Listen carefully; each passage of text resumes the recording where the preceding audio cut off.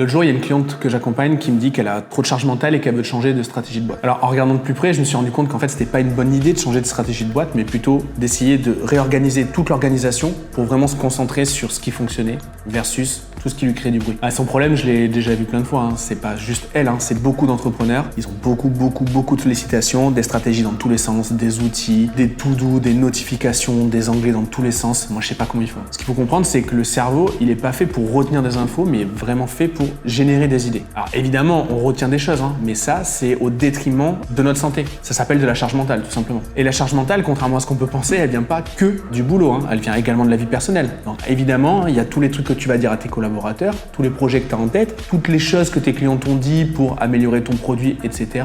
Les idées que tu as eues pour créer ton contenu, pour faire ton marketing. Mais il y a aussi ta liste de courses, ce que tu demandes à ta femme de ménage, les choses que tu dois faire pour tes enfants. Bref, la charge mentale, il y en a vraiment sur tous les plans de notre vie. Donc pour améliorer ça, ce que je lui ai proposé de faire, c'est d'utiliser la méthode des 3 C, capture, clarification, canalisation. La première étape, c'est la capture. C'est-à-dire que tu vas lister au fur et à mesure de tes idées, de tes besoins, des choses que tu vas devoir mettre en place de manière complètement déstructurée sur une application. Par exemple, moi, j'utilise une note sur Notion, tout ce qui te passe par la tête. Et il y a une règle qu'il faut accepter, c'est que si tu ne le fais pas de suite, quand tu as une idée, cette data, elle est supprimée au bout de 2 minutes de ton cerveau. Donc, tu dois vraiment le faire dès que ça arrive. Si c'est sur tes toilettes, si c'est dans ta douche, c'est pas grave. Tu prends ton téléphone et tu le notes. L'étape numéro 2, c'est la clarification. C'est-à-dire que cette première liste que j'ai faite avec plein de choses, je vais les trier. Je vais pouvoir les adresser à des collaborateurs, je vais pouvoir les utiliser comme ressources ou moi-même les attribuer comme des tâches et je vais en fait tout simplement transformer ces idées, ces pensées en actions concrètes. La troisième étape, c'est la canalisation. C'est-à-dire que tu vas regarder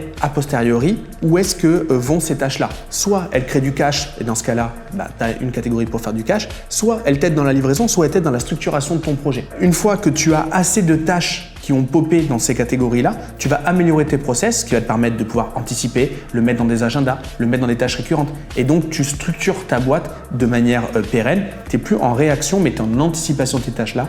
Et je te promets qu'une fois que tu t'es évacué toutes ces petites tâches-là, tu as l'impression que ton opérationnel, c'est vraiment un jeu d'enfant. Vraiment, cette histoire de charge mentale, pour moi, l'image qui s'en rapproche le plus, c'est un mec qui prend un marathon avec une valise dans chaque main de 50 kilos.